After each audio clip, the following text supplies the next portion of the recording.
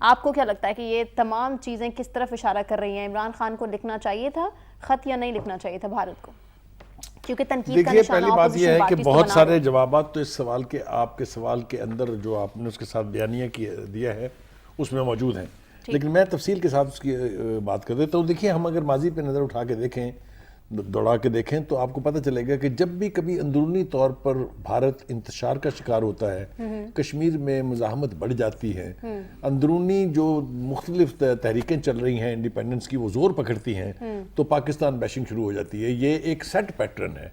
پوری دنیا اب اس سے واقف ہے، کوئی نئی بات نہیں ہے۔ اب کشمیر میں جو کچھ ہو رہا ہے وہ منظرنامہ اب چھپانا بھارت کے لیے مشکل اس لیے ہے کہ سوشل میڈیا اتنا سٹرونگ میڈیم ہے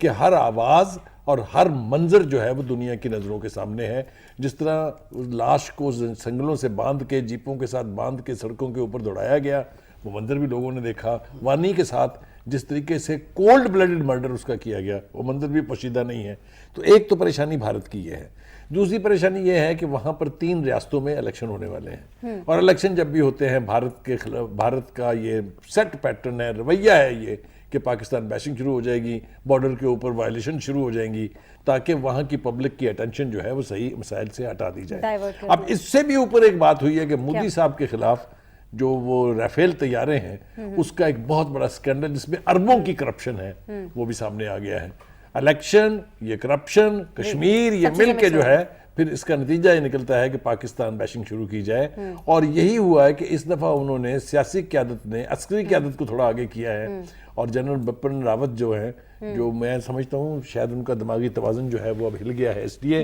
کہ پوری جو فوجی قیادت رہی ہے ماضی میں، 4-5 آرمی چیف کے میں بتا سکتا ہوں نام آپ کو، جو ایئر چیف تھے ان کا نام بتا سکتا ہوں، جو اجیت ڈوول ڈیفنس منسٹر تھے ان کا نام بتا سکتا ہوں، جو